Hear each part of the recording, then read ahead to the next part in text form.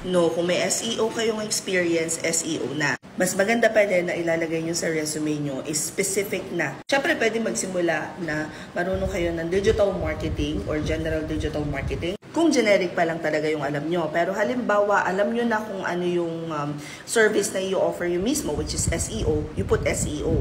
Tapos, pag alam nyo na kung ano yung industry na gusto nyong i-service, halimbawa, natuto na kayo mag-SEO for Amazon stores. So, go for SEO Amazon. Kasi di ba nga, number 1, you don't stop learning.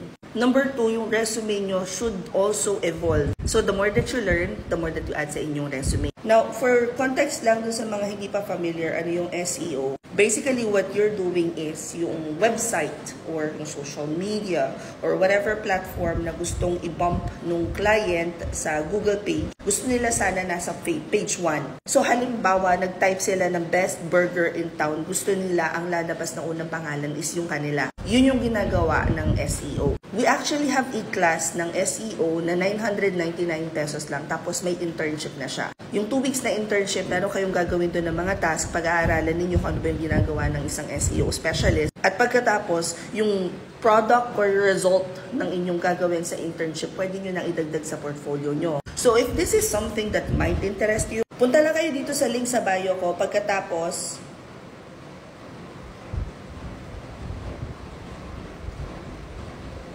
it will open our GigHub. Sa GigHub, makikita nyo under Live Mentorship 999 SEO with Internship. I-click nyo lang yan, it will open the form. Kung nasa Instagram naman kayo, ito yung i-click nyo. And in case na di gumana yung TikTok at Instagram, punta na lang kayo sa Facebook ko, hanapin niyo itong video na to, tapos doon sa mismong caption, nandun yung link para mag-enroll. Ganon din naman sa YouTube, pwede nyo check yung description box. Now, bukod sa basics ng ginagawa ng SEO specialist, you will go through series of training. So, hybrid na ngayon yung aming training. Meaning may offline, may online, para masigurado kami na handa na talaga kayo na maging freelancer. So yes, tuturuan namin kayo ng simula sa basics hanggang sa paano bang mag-apply, ano yung kailangan i-prepare para mag-apply, paano magawa ng portfolio.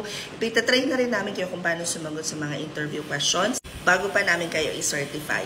Ang next class nito ay sa June. Limot ko na kung anong dating ninyo na lang doon sa form. But hope this helps. Comment any questions you guys have about working from home, follow from, or work from home. Chismis. Bye!